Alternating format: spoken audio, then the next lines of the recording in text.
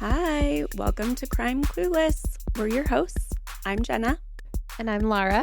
I'm Krista. And Kayla. Kayla is homesick today. We made her stay at home, but she's still willing to join us to hear about these cases. So her voice sounds a little different this one day, but We're still glad to have her on with us today. exactly. And I'm sorry to tell you, but this is an unsolved case. Oh, no. I know. That's why we made Kayla be here. I know, right? Her least favorite. I know, but she needs to hear this story. It's so interesting. Well, I'm excited to hear it. Awesome. Well, should we jump in? Let's Yep. go. Let's go.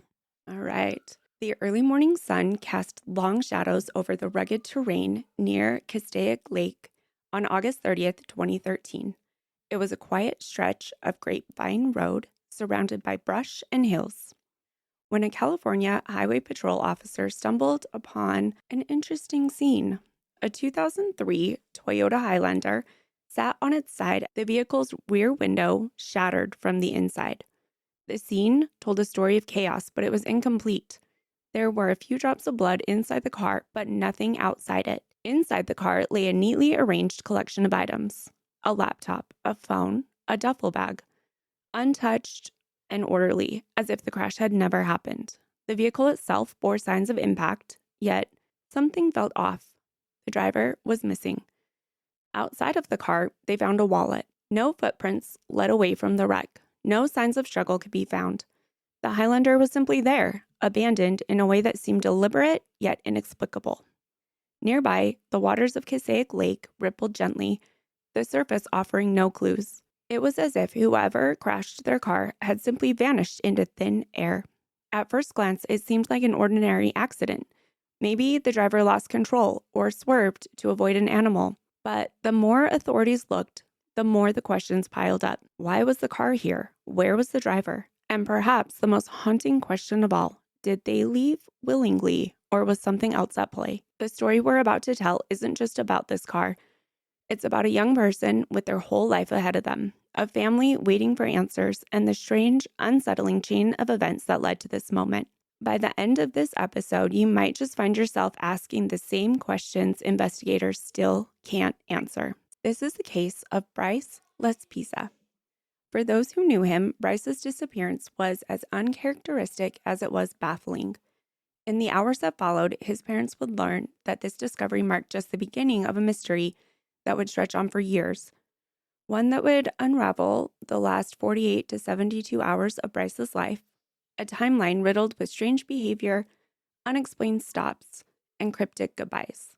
What happened to Bryce Laspisa? How did an ordinary road trip home turn into one of California's most perplexing missing person cases? Today, his disappearance leaves us with more questions than answers. Buckle up, it's going to be a bumpy ride. Before the mysterious drive and the questions that would haunt his family, Bryce Laspisa was, by all accounts, a vibrant and creative young man with a bright future. Born on April 30th, 1994, Bryce grew up in Naperville, Illinois, where he spent his early years surrounded by family and friends who adored him. Bryce's parents, Karen and Michael Laspisa, were incredibly close to their son. As their only child, they poured their love and energy into giving him the best life possible. Bryce was described as charismatic and artistic with a natural talent for connecting with people and expressing himself. Whether it was through his artwork or his great sense of humor, Bryce had a way of leaving a lasting impression on everyone he met. When Bryce finished his senior year of high school, his dad and mom both retired, so the family made the decision to relocate from cold Illinois to warm Laguna Niguel, California, a picturesque community in Orange County. The move offered Bryce new opportunities, and he adjusted quickly to life on the West Coast. He continued with his passion for art, particularly graphic design, which he decided to pursue as a career. After graduating from high school, Bryce enrolled at Sierra College, a community college located in Rocklin, California, which was actually about 7 hours north of his family home. He quickly found his footing there, making friends easily and excelling in his classes. His artistic talent stood out, and he had dreams of one day turning his creativity into his full-time career. Despite the distance, Bryce remained close to his parents. Karen and Michael spoke with him regularly and were always there to support him, whether he needed advice, encouragement, or just someone to listen to. To them, Bryce wasn't just their son, he was their whole world. Bryce's upbringing was filled with love, support, and endless possibilities, making his disappearance all the more tragic. For Karen and Michael, the memory of their son's bright smile and boundless potential serves as both a comfort and a constant reminder of the void his absence left behind. In the spring of 2013, Bryce wrapped up his freshman year at Sierra College in Rocklin, California. It had been a year of growth and adjustment, a time when Bryce had explored his independence, built friendships, and pursued his passion for graphic and industrial design. For his parents, Karen and Michael, watching their only son thrive at college was a source of pride. Bryce met his girlfriend, Kim. They had a great relationship. He met new friends and became pretty close to his roommate, Sean. When the school year ended, Bryce returned home to Laguna Niguel for the summer. That summer was like any other for the family, filled with time together, shared meals, and the simple joys of having Bryce back under their roof. Karen and Michael saw no signs of trouble. Bryce seemed happy, relaxed, and ready for whatever lay ahead. In early August 2013, a few weeks prior to classes starting, Bryce packed up and headed back to Sierra College to start his sophomore year. He was moving into an apartment off campus and seemed excited about the freedom and responsibility that came with it. His parents helped him settle in, making sure he had everything he needed before they said their goodbyes and drove back home. Jenna, was he moving into an apartment by himself this time, so he didn't have a roommate? He was actually moving in with Sean Oh, okay. from the last year. Yeah. So they were moving into a new apartment together. Yep. Okay. Exactly. At the time they were moving in, there was no indication that anything was wrong. Bryce was the same bright, charismatic young man they'd always known. But as the next few weeks unfolded, small cracks began to appear. Cracks that no one, not even Bryce, seemed to fully understand. The days leading up to Bryce's disappearance were a tangled web of strange decisions, cryptic phone calls, and moments that leave us asking, what was he thinking? Let's dig into these events moment by moment, and we'll piece together what we know and what we can only guess. So that year, classes started on Tuesday, August 27th, and Bryce called his parents later that day to tell them that everything had gone great. His mom said he sounded upbeat, he sounded happy. I can imagine this helped her feel more at ease. Like maybe even if those 2 weeks had been off, but everything was going to be okay. This relief, unfortunately, was incredibly short-lived. Pretty quickly after going back to college, Kim and Sean had noticed a shift in Bryce. He was drinking heavily and had started using Vyvanse recreationally. So Vyvanse is similar to Adderall, and it's used to treat ADD and ADHD. Bryce has never been diagnosed with ADD and ADHD, or ADHD, I guess. So this drug would affect him differently than those that had that diagnosis. He was staying up days on end with this. And we're not sure if he started using this right then or if he had experimented with it during freshman year. There's not really any reporting on that. And his roommate did he have any input on that? Not that I can find. Okay. Sean was really worried about Bryce. He called his mom, Karen, just to let her know that he was worried. He wasn't calling to tell her, about his drinking or anything like that, but just his behavior had so drastically shifted. He wasn't like calling to...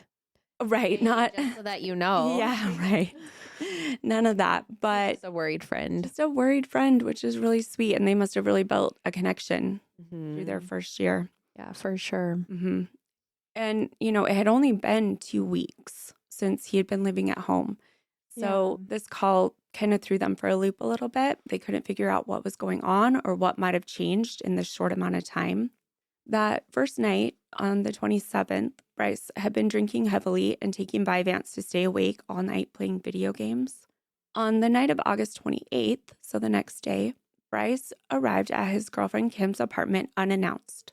This wouldn't be so strange if she lived close to him, but her apartment was about 90 minutes north of Bryce's apartment.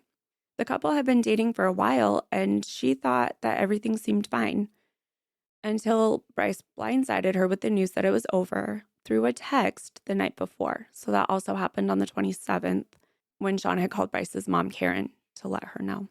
So he called Bryce. Bryce texted his girlfriend that they were breaking up, and Sean was calling his mom saying he was his behavior is just different. Yep. And then he just shows up at her apartment the next day.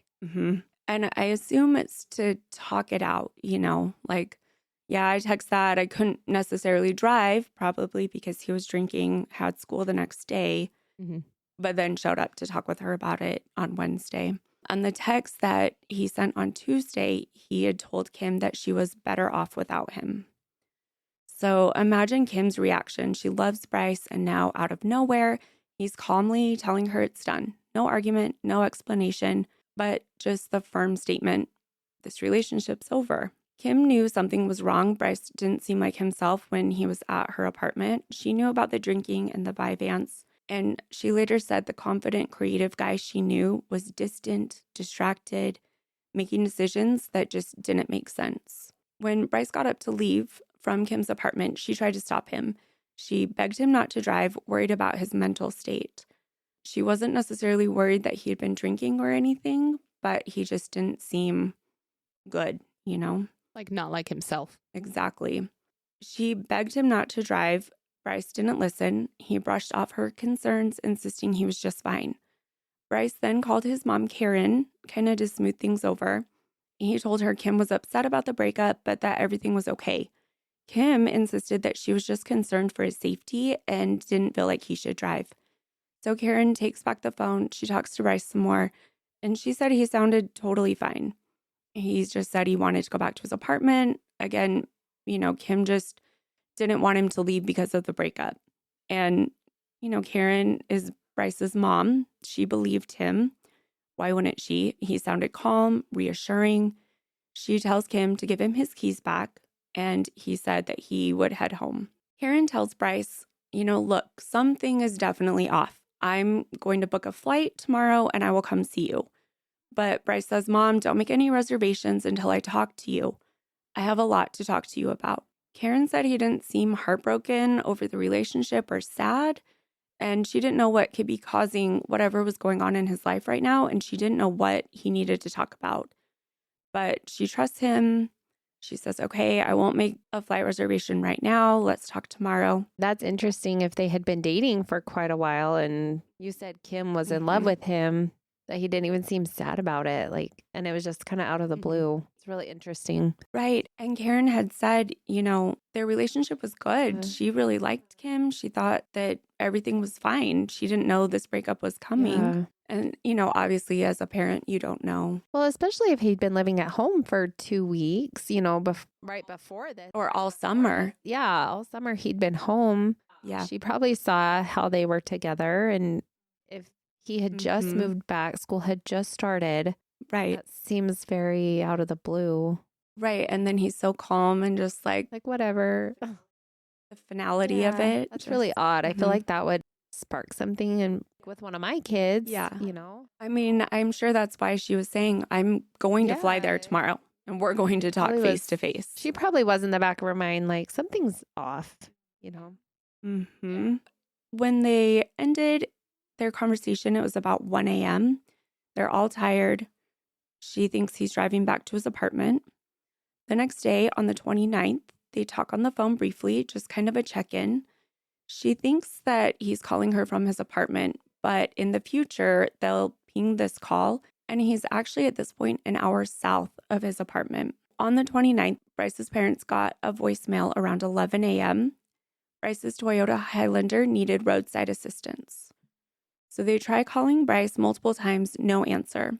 They call his roommate Sean, who says, actually, Bryce never came home last night. His parents are obviously concerned, frantic. I mean, for him not to come home when he was on his way at 1 a.m. Did you say that they did talk to him on the 29th in the morning? Okay. Yep. Before that voicemail. Okay. They log in, he's a student. He has their cards. He wasn't working and they were giving him, monthly allowance while he was going to school. They can see that there's a charge on there for a place called Castro Tire and Truck. They look it up and they see that this is a gas station in Buttonwillow, California, which is a tiny town basically in the middle of nowhere. And it's about 3 hours north of where they're living. Buttonville isn't a place you stop unless you need gas or a quick snack. I mean, it's literally one of those that you're looking for as you're about to run out of gas. You stop to do that, but there's not a lot there. There's no reason to go there intentionally. Bryce hadn't just stopped there, he had stayed. Hours had passed. So imagine that, a young guy sitting in his car at a gas station for really no apparent reason. Just no urgency to get home, no explanation. And this is 3 hours north of where he lives? 3 hours north of where his parents live. Oh, okay. So it's a couple hours south of, I think, where he's going to school. Right. Yeah. Because it says that they're about 7 hours apart. Okay, sorry. So he had done most of the drive to his parents' house. Okay. When they finally reached him, his responses were vague, his voice seemed distant, and they couldn't shake the feeling that something just wasn't right. Desperate for answers, Karen and Michael called the gas station Bryce had stopped at. And the man that answers is one of the kindest, most helpful Good Samaritans out there. We'll talk about him for a bit. He tells them, "Oh yes, I remember your son. He ran out of gas. I got 3 gallons and I took it to him so that he could make it to the station to fill up." They explain what's going on, and this guy says he'll go check to make sure Bryce isn't there anymore, see if he needs any more help. Christian calls them back a few minutes later and says, "Bryce is in the same spot as where I helped him at 9 a.m. And at this point, it's noon. Christian couldn't put his finger on it, but he also just felt like something was off with Bryce. He wasn't panicked, he wasn't upset, just detached, like his mind was somewhere else entirely. Eventually, Christian convinced Bryce to let him refuel the car just in case. Then, at Karen's urging, he handed Bryce the phone so he could speak to his mom directly. She's trying to be very relaxed, non-confrontational, just, "I want you to get home. What's going on?" She asks him, "What are you doing?" And he says nothing. Karen's voice on the line tells him, "Look, you're just 3 hours from home. Get on the road. Come home." He says, "Okay." And he promised her he'd get back on the road soon.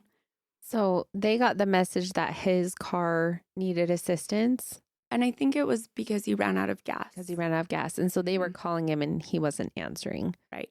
This call for help from the car wasn't the car accident. No. Okay. No. His parents wait. 3 o'clock comes. Bryce isn't home. 4 o'clock comes. They keep calling his phone and leaving messages. They're frantic. By 6 p.m., they still had no word from him. They file a missing persons report, and they file it in Orange County where they live and where he's supposed to be headed. I'm sure they've got a bigger department there that can handle it, a little better. And there's a lot of times where they say, give it 24 hours or he's an adult, let him do what he wants. Mm-hmm. But they did not do this time. They got right on it. They got in touch with AT&T and they do an emergency ping. Luckily, his phone is still on. I'm assuming a car phone charger because, it's been like 24 hours or more at this point. So they do the ping. Guess where he is? The same place. Yep, he's in Buttonwillow still. Hours had passed and Bryce still hadn't left Buttonwillow. Imagine how anxious Karen and Michael must be as the night wears on. The police in Orange County called the local police in Buttonwillow and asked if they would go check on Bryce. When officers arrived, they found Bryce still in his car, parked in the same spot. At the gas station? Yeah, he's like a little bit away from the gas station. I don't think he ever went to the gas station. So the guy brought him the 3 gallons to fill up. And then I think he brought him more so that he could fill all the way up and hopefully make the rest of his drive without stopping. Okay, that makes sense. Mm-hmm. Did his parents ever leave to go Try and drive meet to him? him, or were they just kind of waiting? They've gotten kind of a lot of backlash for that. Why, if it's only 3 hours, why didn't you just drive to where he was? Like, you have the address, But I think they just thought he sounded like he was going to come home. Yeah. And if they talk to him and he's like, okay, yeah, I'm going to come now. They don't want to miss him either. Right. And so I'm not entirely sure. I feel like if it For me, even though I can't ever imagine the thoughts and the full situation, I kind of feel like I would do what you said, Krista, but Even if you like split up, like, Yeah, okay, yeah, exactly. you stay here I'll and go try and find him. husband, you go get her and Mhm. we'll stay in contact the whole time. Yeah. Because worst case, you drive there 3 hours and you drive back 3 hours, right? Yeah. Like I said, when officers arrived, he's still in the same spot. They approach him cautiously. They're asking questions, kind of trying to gauge his state of mind and also his sobriety. They ask him if he's okay. He says yes.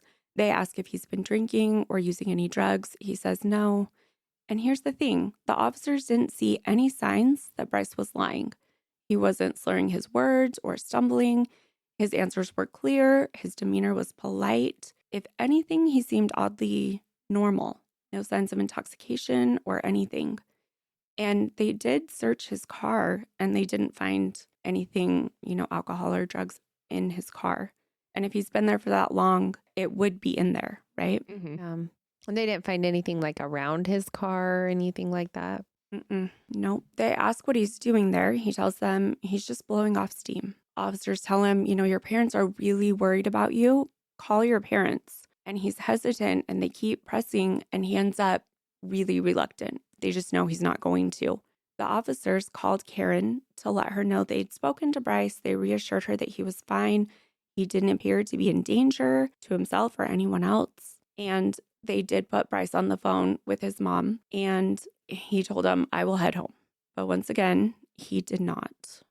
While his parents had been frantic in the afternoon before they had called the police, they had called Christian again, but he had missed their call. He calls them back after all of this had happened with the police, and they tell him what had happened. And like I said, he's just one of the best Good Samaritans. He says he will go check on Bryce again.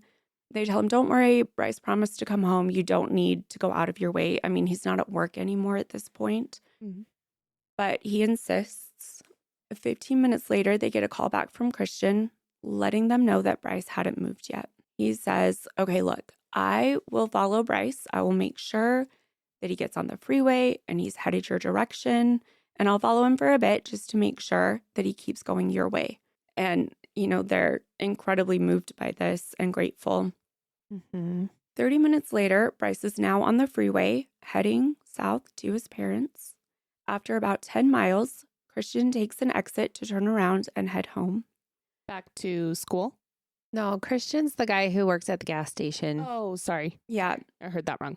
no, so Bryce is headed towards his parents, and then Christian had been following him that whole time. Yeah, and then he turns around to head back home. Bryce and his parents exchange phone calls. They keep asking him to tell them the landmarks he's passing. They want to know that he's moving and continually heading their direction. Oh, so he finally answered the phone for his parents and was talking to them while he was driving. Yep, exactly. I don't think that he called them, but I think they were constantly trying to call him. So finally he answered. Yep. And so they're like, okay, tell us what landmarks you're passing. They want to make sure, like I said, he's on the way to them. Every time he says it's too dark, but the GPS says 325. That was his response over and over and over. By the early hours of August 30th, Bryce was still on the road, or so he said. At 2:08 a.m., he called Karen one last time. He said, I'm pulling over to rest. His voice was calm, steady, reassuring. Karen, exhausted and worried, believed him. She knew that he'd been up for at least 24 hours at this point, and she thought he was on his way home. And maybe it might take a few more hours, but he's on his way. She didn't know it would be the last time she'd ever hear his voice. That's so sad. It's so sad. I can't imagine. So awful, this weird day and all these red flags, and then something does happen, Yep. So sometime in the hours that followed that last call, Bryce's car left the road and plunged down a steep embankment near Passaic Lake. The vehicle overturned, coming to a rest on its side at the bottom of the hill. The back window had been shattered from the inside, and investigators would later determine that Bryce likely broke it to escape his vehicle. This is when police connected the abandoned car to Bryce's missing persons report. This is where we started the story. The next morning, highway patrol officers came across the car, and As they're looking and they find that wallet, they connect it to Bryce's missing person report. Search efforts intensified immediately. As investigators pieced together the fragments of Bryce's final days, they were left with more questions than answers. It wasn't just a crash or the abandoned car that puzzled them. It was the way the clues hinted at a deeper, more complex story, a story that felt just out of reach, like trying to read the last page of a book that's been torn away. That's probably a good thing that they made that missing persons report so early so that they Mhm. could start searching immediately. Exactly. And that the police took it seriously and they immediately got on it. And it wasn't, as in some other stories we've talked about, They lose those wait crucial 48 hours. Right. wait all that time. And then who knows when they would have, connected those two. Right. I mean, especially because it's different precincts or departments across California. Exactly. Mm-hmm. What happened? Where is Bryce Laspisa? Let's go through the investigation. Imagine the moment officers arrived at the crash scene. The sun had barely begun to rise, casting long shadows over the dry, rocky embankment. There was a car lying on its side, no skid marks, no signs of a struggle, just the Highlander with its rear window shattered from the inside. Bryce had been there, that much was clear. He'd broken that window, climbed out, and walked away? But why? Inside the car, his belongings were perfectly intact, almost deliberately so. His phone, laptop, and even a duffel bag with his clothes were neatly arranged, untouched, and his wallet close by. It didn't feel like a robbery. It didn't feel like an accident. It felt deliberate. But deliberate in what way? Once authorities realized this wasn't just a car accident, the search for Bryce really ramped up. And it wasn't small. We're talking all hands on deck. Search and rescue teams, canine units, divers, helicopters, you name it. The first step, the rugged terrain around the crash site. Teams scoured the area on foot, combing through steep hills and dense brush. If Bryce had walked away from the car, surely there would be signs of him. Footprints, discarded items, anything. But they found nothing. No trail, no clues, just nothing. This is where it gets interesting. Search dogs picked up Bryce's scent. Their noses are trained to follow the faintest trace, and they did just that. The trail led from the crash site down the embankment and all the way to a nearby truck stop about a mile away. And then, nothing. The trail ended abruptly, like someone had just flipped a switch. So, think about this. How does a scent trail just stop? Did Bryce climb into another Well, vehicle? Go ahead. yeah, if he went to a truck stop, wouldn't it make sense that he had gone in with maybe like a trucker or something? Yes, I mean, it's the only Party. explanation, right? Yeah. But who? No one's ever come forward to, say that they're the one that picked him up or that he went with. Yeah.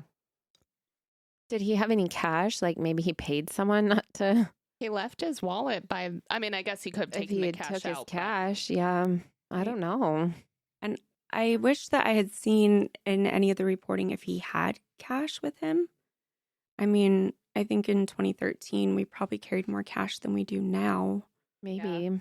but I don't know because he didn't have a job and he was using credit cards. Yeah. Or maybe he if someone did pick him up, maybe he gave like a different name. Mm-hmm. Could have. Possible. Yeah. True. And it's very possible that no one or the person that did pick him up hadn't seen any of the reports on the missing person. They might have been driving all the way across the country. Yeah. If they were from somewhere else, just passing through, maybe, he'd been in a car crash, climbed out of the car. He was probably a little Disoriented. disheveled. Mhm. Right. If he gave him a different name, maybe they didn't piece it together and they left town. They're now in New York or something, Right. They're not going to see all the missing person stuff from California. Right. And I think this is exactly why it's important to share these cases because someone somewhere knows something. Mm-hmm. And the more you can share them, get the word out, Mhm. someday maybe they will get answers. Yeah, maybe someday someone will say, maybe that was who I picked up there. You know, I Mhm. remember that night Right. or morning, I guess. Knowing that they're by this Passaic Lake in the area, even just knowing the general, like end of August 2013. Yeah, for sure. Speaking of the lake, if you've ever seen Passaic Lake, you know it's massive. It's deep, dark, surrounded by rugged terrain. It's not the kind of place you'd expect answers to come easily. Investigators knew they had to look there. The lake was too close to the crash site to ignore. They brought in divers to search its depths, painstakingly combing every possible hiding place underwater. They used sonar equipment to scan for anything unusual.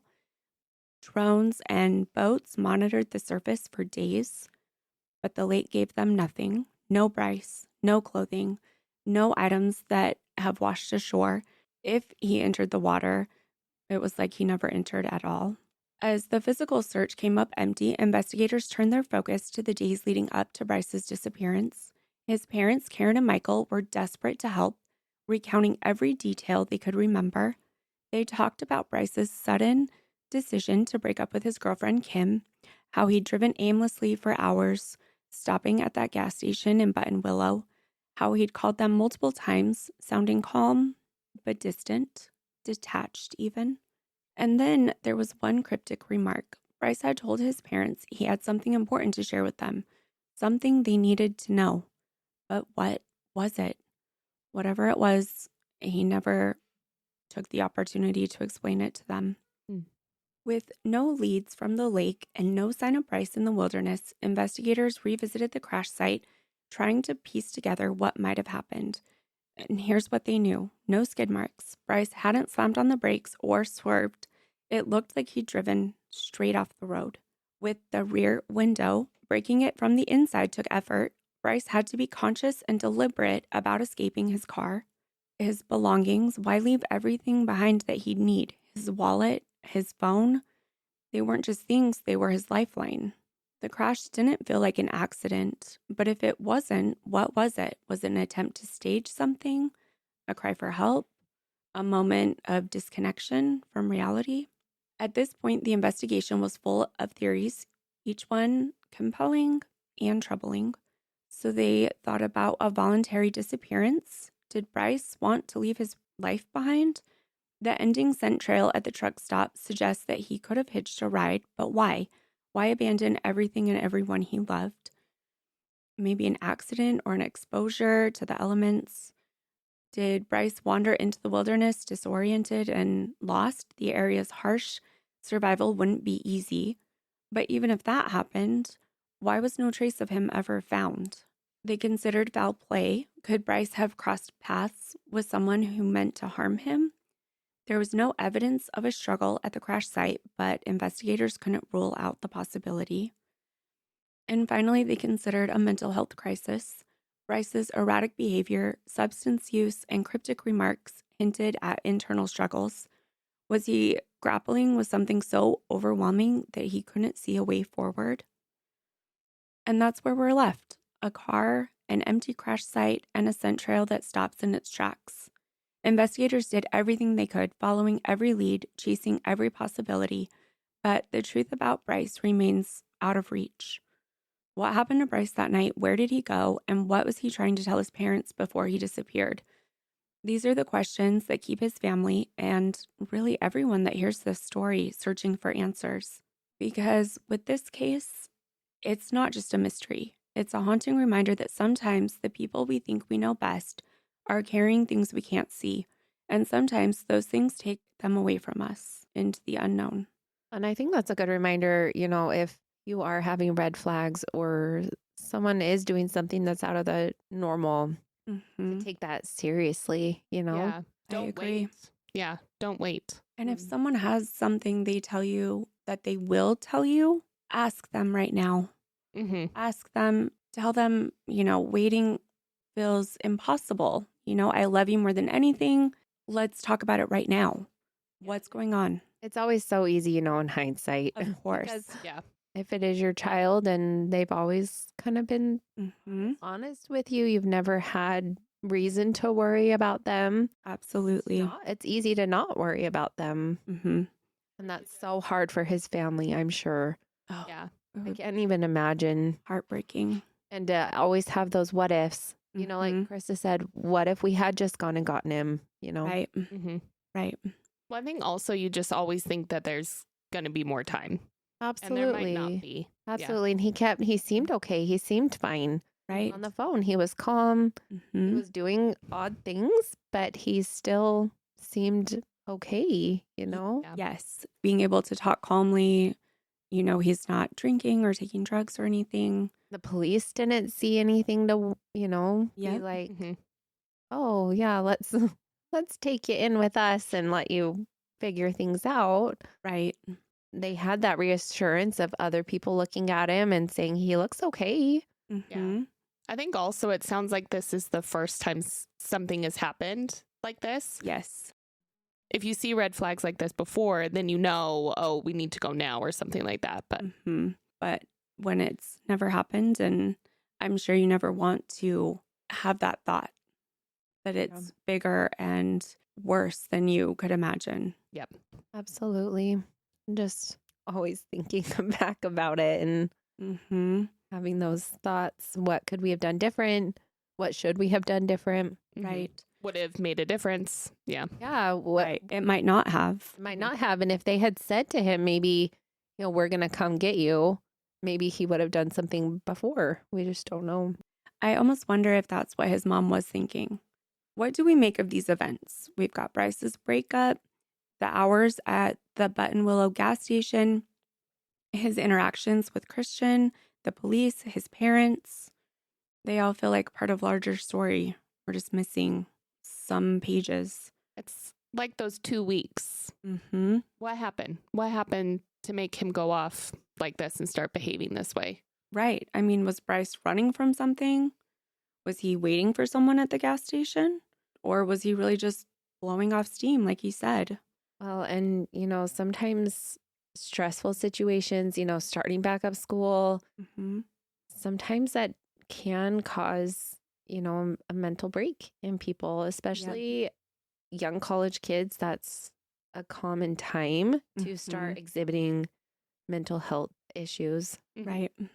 And so maybe it was something like maybe he was getting really depressed. Mm-hmm.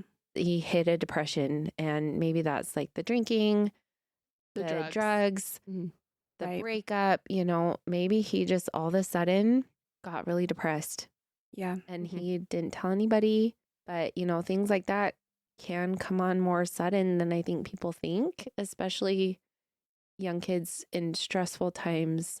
He Mhm. moved to a new place, starting back up school, Mhm. and it was his second year at college, right? Yes, he was just starting his sophomore year.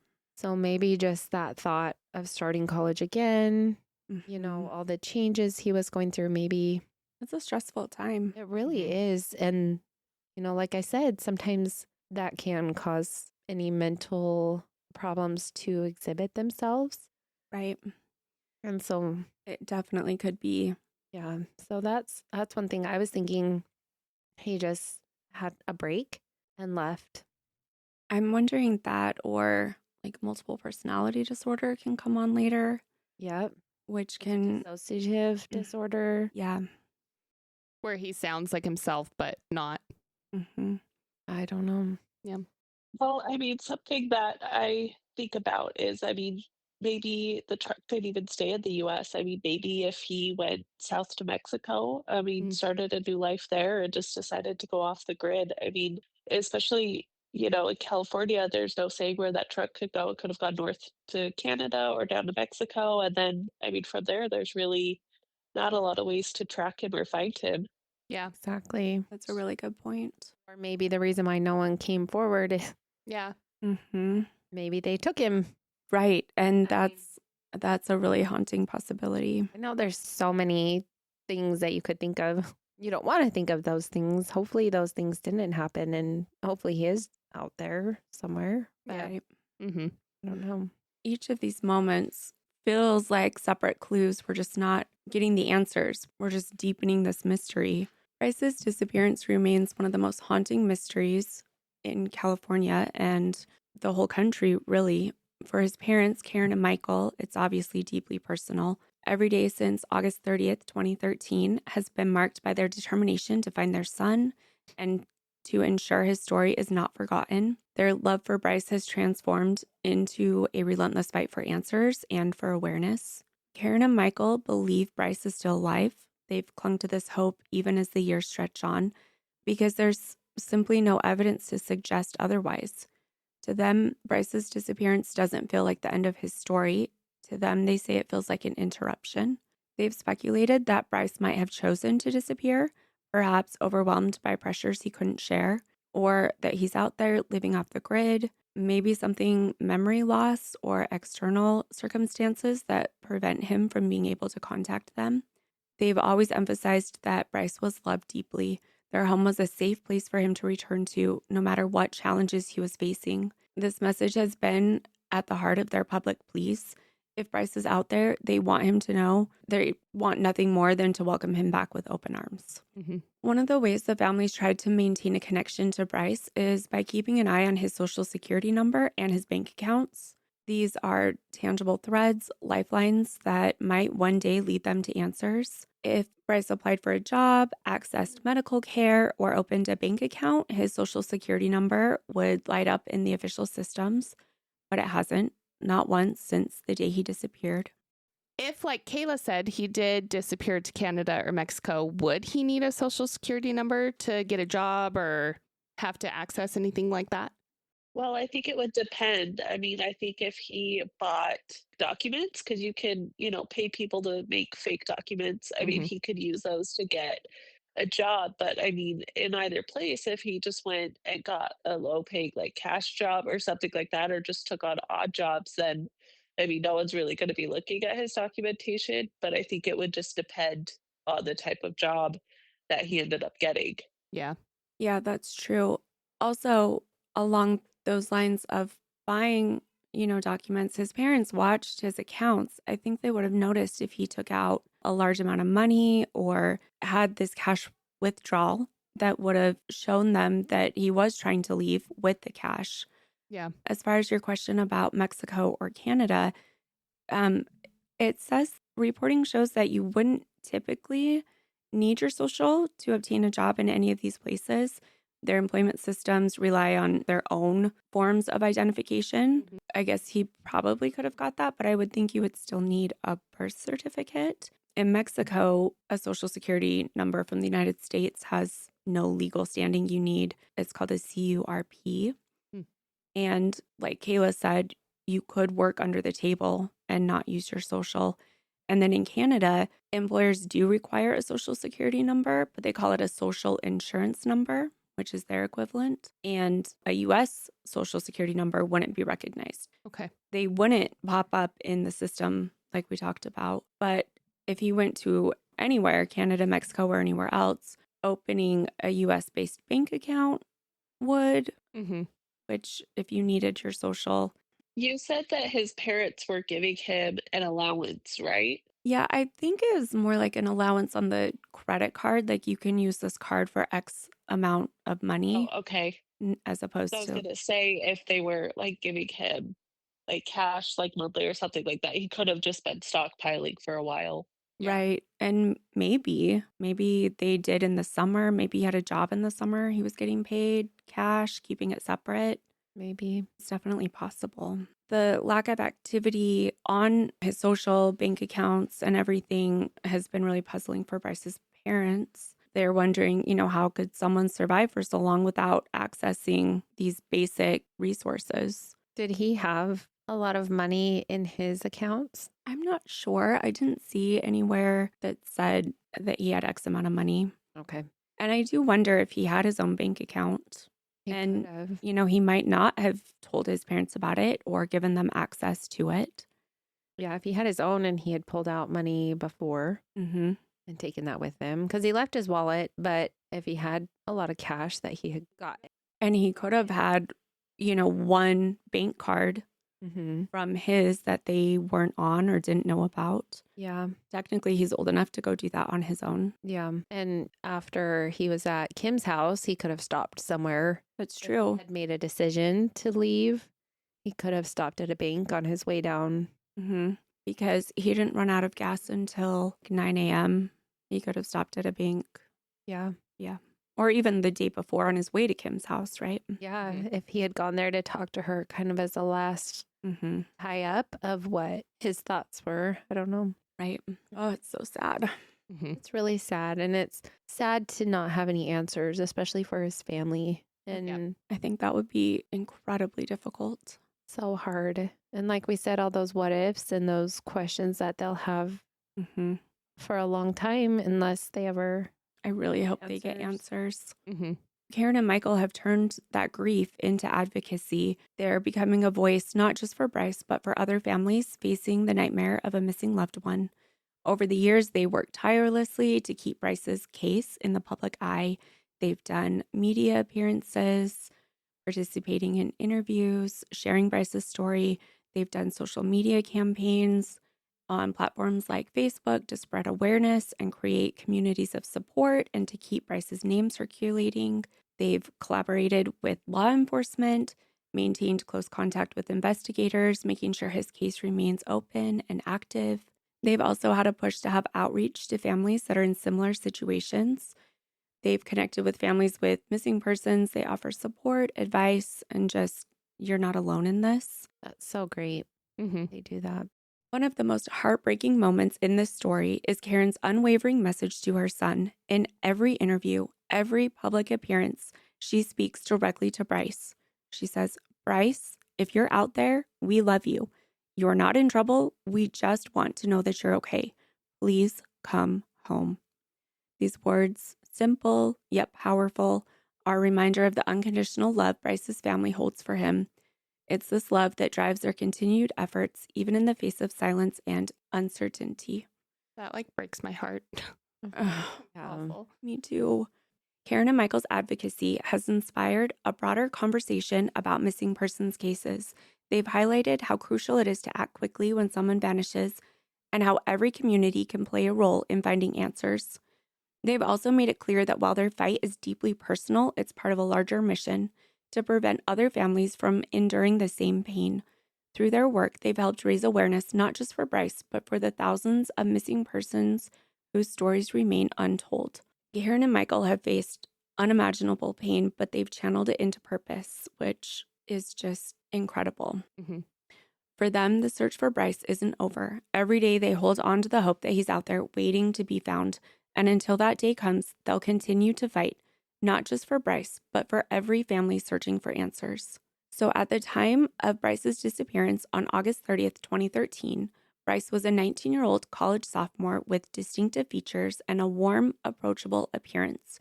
He was last seen near Passaic Lake in California after his car was found overturned. Bryce was 5 feet 11 inches, approximately 170 pounds. He had bright red hair, standout feature that made him easily recognizable. He had green eyes, a fair complexion, and a medium athletic build. Bryce also had a unique tattoo on his upper left arm, a Taurus bull's head with a Roman numeral date under it. This tattoo was a meaningful and identifiable marker for Bryce. At the time of his disappearance, Bryce was wearing a white and blue checkered shirt, cargo shorts, and size 12 Nike shoes. He had his personal belongings in the car, but none of these were with him. Bryce's red hair and green eyes made him stand out, and his family has emphasized these features along with the tattoo as key identifiers for anyone who may have or may encounter Bryce. If you have any information about Bryce Laspisa's disappearance or believe you've seen him, please contact the Los Angeles County Sheriff's Office at 323-890-5500 or the National Center for Missing and Exploited Children at 1-800-THE-LOST, which is 1-800-843-5678. Even the smallest tip could help bring answers for his family, because stories like Bryce's don't have to remain mysteries. With your help, they can have endings. And for Karen and Michael, that's all they're hoping for. An ending that brings Bryce home. So that's the case of Bryce. I don't know what to think about that one. I think the most logical answer is somebody picked him up at that truck stop. Yeah, And I think so. He went and disappeared somewhere. I think that case raises a lot more questions than it does answers. Mm-hmm. Absolutely. And I just think if something else had happened with the lake, with the nearby surroundings, the wilderness, etc., they would have found something. Yeah, I think he had to have gone to that truck stop and he got a ride from somebody that went somewhere. Yep. Yeah. And either he didn't tell them who he was. Right. They went to a different state or a different country. Mm-hmm. I don't know. So if you know anything, someone out there somewhere knows something. Yeah. All right. Well, thank you so much for listening. We're very grateful. To find out more about this case, to see a picture of Bryce, please visit our blog, which you can link to through our website, crimeclueless.com. If you would be so kind, follow us on our socials on Instagram, Facebook, TikTok, YouTube. It really helps us out. And if you have a minute, if you would rate and review our show, it just helps in the algorithms and helps us pop up for more people to see. We would be ever so grateful. Yes. Find us at Crime Clueless on all of our socials. Yes, thank you. I forgot that. We're the same everywhere. So We you can are. find us easily. Yes. All right. Well, thank you so much for listening. And remember, refuse to be clueless, careless, or caught off guard. Not today, murderers. Bye.